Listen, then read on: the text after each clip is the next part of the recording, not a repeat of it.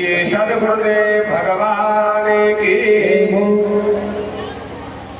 आज चाणूर मुस्टिक सल तौसल जैसे ही 10,000 हाथी की ताकत 10,000 हाथी की ताकत है। ऐसे पहलवानों को जब परास्त किया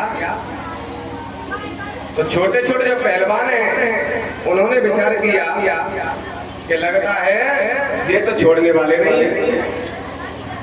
चाणूर मुस्टिक चालू भाई बंद है। छोटे छोटे जो पहलवान थे उन्होंने अपनी जांघिया कांख में दबाई और दंगल में से भागने लगे।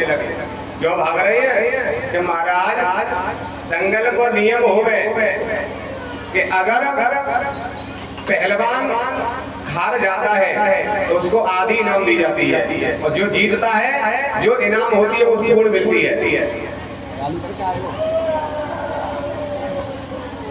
तो यहाँ तो आधी इनाम तो मिलेगी नहीं और जान चली जाएगी। तो इसलिए जान बचे तो लाख ऊपर। दूसरे दंगल में आधी इनाम तो मिल जाएगी, यहाँ तो जान ही चली जाएगी। इसलिए सबने पहलवान कांख में जांघें दबा के भागने लगे। दंगल में से पहलवान भाग रहे हैं।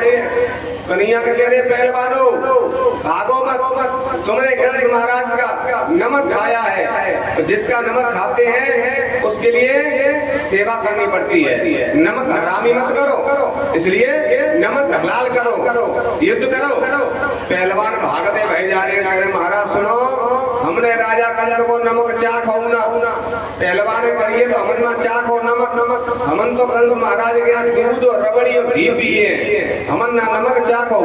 नमक खावे थे नमक हरामी, हमन तो दूध और मेवा और मिष्टान फल खाए। हमने ने नमक चाखो। नमक खावे थे नमक हरामी, हमने ना नमक खायो। हम तो भाग रहे हैं क्योंकि जान बचे तो लाख हो पाए। दूसरे दंगल में पहलवानी कर लेंगे, नाम ले लेंगे, अब नहीं लड़ेंगे।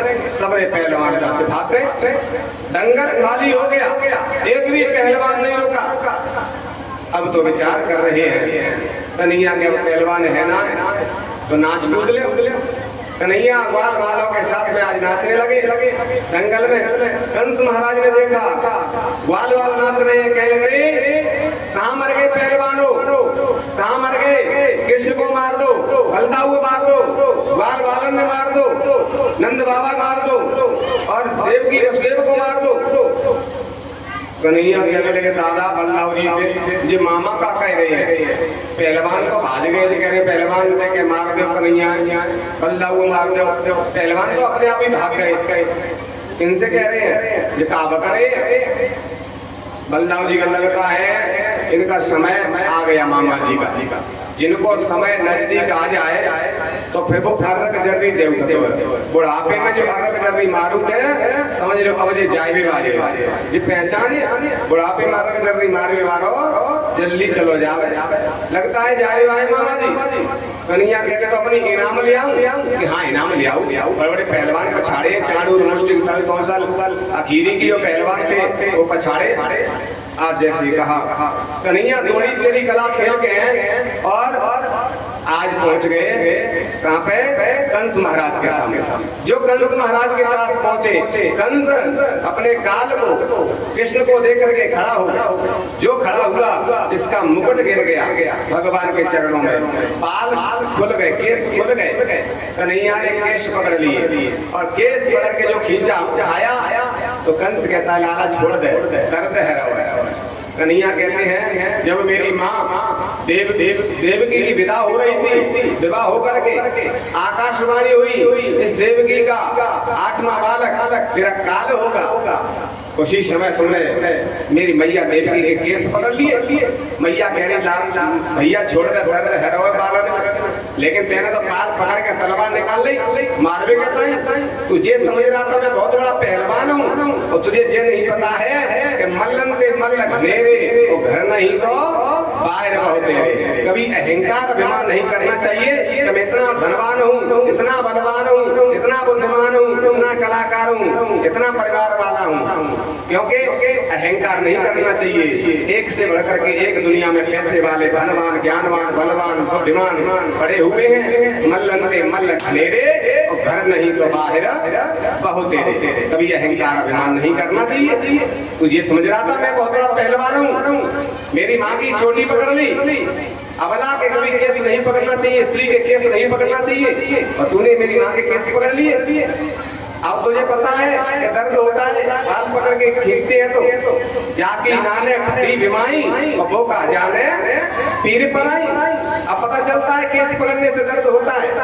ऐसा कहकर के भगवान ने अपने सामने किया कंस को, हृदय पे घोंटू लगाया, 3 लोग का भार अपने में लेकर के और ऊपर सिंहासन से जैसे भगवान कृष्ण कंस को लेके गिरे तो गिरते गिरते गदप प्राणा बभूवः। कंस महाराज की गोविंदाय नमो नमः। जब कंस की मृत्यु हो गई तो कंस की रानी आ गई, अस्थि और प्राप्ति। आज कंस महाराज के पास रोने लगे तो कंस की रानी धीरे धीरे रो रही। कन्हैया बगल में पहुंच गए माई के, क्योंकि माई लगे तो माई के बगल में खड़े हैं और कन्हैया जोर जोर से रो उठे। माई धीरे धीरे रो रही और कन्हैया जोर से रो उठे। जब जोर से रो रहे तो माई चुप हो गई और पूछे कन्हैया तू क्या करो रहा हो? कहले माई तुम काय करो रही हो? तुम रो रही हो तो माई रो रही तो हमने दर्द होगा तो हम रोते। क्या तो तुम काय करो रही है? तो माई कह रही है हमारे तो पति मर गए हैं, तो पति मरेंगे तो रोना पड़ेगा। नहीं रो रहे हमारे पति मर गए। महाराज कहते रो रहे क्या तो हम माई क्यों रो रहे हैं? सच्ची बता दे क्या कि मामा ने कही थी कि जैसो पहलवान होगो भाई वैसी इनाम दी जाएगी।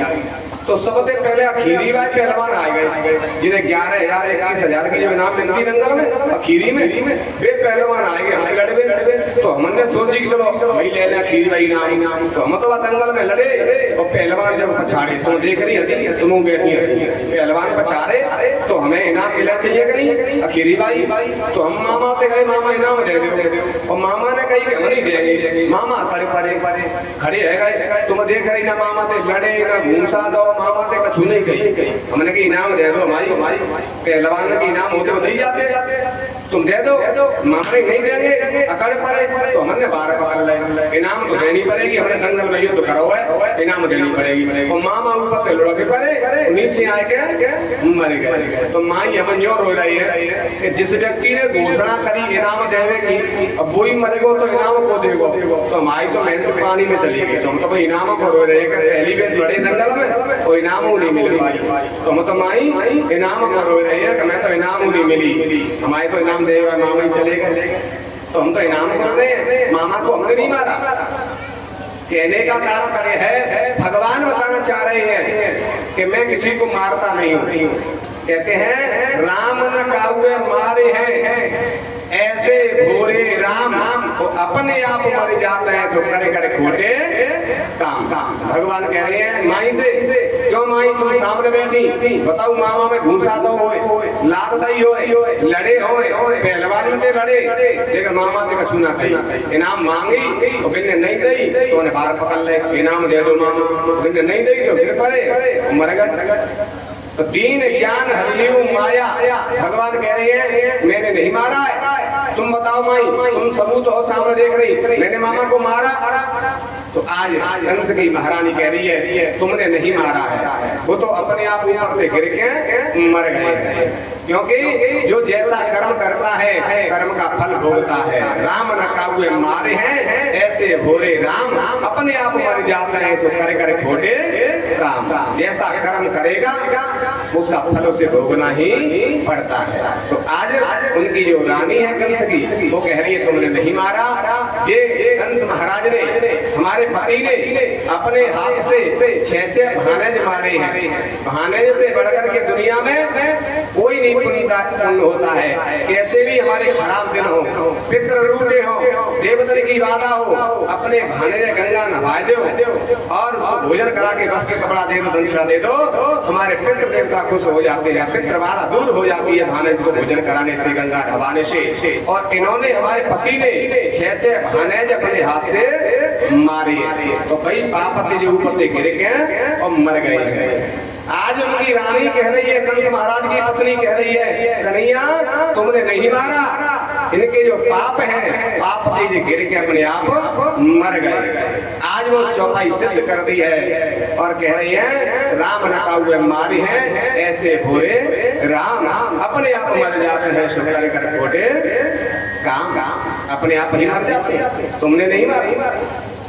आज कहते हैं बहाने से बढ़ करके कोई पुण्य नहीं होता। अब इनका उद्धार कैसे होगा? हमारे जीवन में जो पाप बन जाते हैं, जाने अनजाने में जो पाप हो जाए, अगर हम गंगा नहाते हैं तो हमारे सारे पाप धुल जाते हैं। लेकिन बहाने को मारने वाले के पाप गंगा भी नहीं धोती है, गंगा भी उनको पवित्र नहीं करती है। तो महाराज अब कंस की रानी कह रही है तो कैसे इनका उद्धार होगा? भगवान ने कहा है कोई महापुरुष, कोई संतों के चरणों की रज लग जाए तो ही इनके पाप धुलेंगे, अन्यथा इनकी मुक्ति होने वाली नहीं है। इन्होंने अपने हाथ से 6 बहाने मारे। तो आज कंस को मथुरा में खींचा गया है, क्यों? जहाँ संत निकले होंगे, संतों के चरणों की धूल लगेगी तो इनके पाप धुल जाएंगे। संत के चरणों की रज मिल जाए तो हमारे जीवन के कैसे भी पाप हो वो सारे पाप धुल जाते हैं। संतों के चरणों की रज मस्तक से लगवाई है, पूरे मथुरा में खींचा। आज भी मथुरा में कंस खार बना हुआ है, जहाँ कंस को खींचा गया है तो उस जगह का नाम कंस खार पड़ गया है। मथुरा में भी वो जगह निश्चित है। तो आज उसका उद्धार किया। उसके बाद में संस्कार करवाया कंस महाराज का और नंद बाबा के चरणों में प्रणाम किया है और कहा महाराज अब हम अपने माता पिता की सेवा करना चाहते। कहने लगे तुम्हारे माता पिता? कन्हैया कहते हमारे माता पिता देवकी वसुदेव हैं और आपने हमारा पालन पोषण किया। नंद बाबा यशोदा मैया ये हमारी मैया हैं, आपके पिता हैं। जन्म देने वाले से पालन पोषण करने वाले माता पिता बड़े माने गए हैं। नंद बाबा वसुदेव से भी बढ़ करके हैं आप हमारे लिए पिता, और समय मिलेगा तो हम आपकी सेवा करने, दर्शन करने आएंगे। अब हम अपनी माता पिता की सेवा करेंगे। हमारे माता पिता जेल में बंद हैं और बच्चों का कर्तव्य है ऐसा बच्चों को कर्म करना चाहिए कि माता पिता प्रसन्न रहे। तो समझ लो उस बच्चे के जीवन में कभी विघ्न नहीं आते, उसकी सारी इच्छा भगवान पूर्ण करते हैं। जो अपने माता पिता को दुखी रखते हैं तो जीवन में कितना भी भजन कर लें, तपस्या कर लें, कभी सुख से नहीं रह पाएंगे, शांति नहीं मिलेगी, उनका कल्याण नहीं हो सकता है। इसलिए अपने माता पिता की हम सेवा करना चाहते हैं। नंद बाबा की आंखों में आंसू आ गए, सब एक बार को आंखों में आंसू आ गए। हम तो सोच रहे कि नहीं हमारा मित्र है, ये तो नंद बाबा का बेटा नहीं है, देवकी वसुदेव का बेटा है। वो भगवान के दर्शन करके नंद बाबा मथुरा से लौट जाते हैं। देवकी वसुदेव के लिए आज जेल से मुक्त किया है भगवान कृष्ण ने और मथुरा में निवास करने लगे। अक्रूर जी तो उग्रसेन महाराज को भी बंद कर दिया था। कंस महाराज ने जेल में अपने नाना को निकाला है, उग्रसेन महाराज को, तो मथुरा का राजा उग्रसेन महाराज को बनाया है। वो बड़े प्रेम से मथुरा में निवास कर रहे हैं। भगवान ने दंगल में युद्ध किया है चाणूर मुष्टि पहलवानों से, तो थक गए होंगे तो थोड़ा मथुरा में निवास कर रही है। तब तक तुम भी विश्राम कर लो, उसके बाद आगे भगवान के जो विवाह होंगे और भगवान के जो भी लीला है वो विश्राम के बाद श्रवण कराएंगे। श्रीमद् भागवते महापुराणी अध्याय श्री हरे नमः। बोली वृंदावन में हरि लाल की जय, बोलिए सतगुरुदेव भगवान की जय। जिनको भी लघु संका करना है लघु संका करें, पानी पीना है पानी पी लें, पैर सीधे कर लें, पैरों में दर्द हो रहा तो खड़े होकर टहल लें और उसके बाद आगे कथा शुरू कराएं। जिनको बातें करनी हो तो बातें कर लें, लेकिन विश्राम में बात करेंगे, उसके बाद भगवान की कथा शुरू। बोला गुरु महाराज की जय।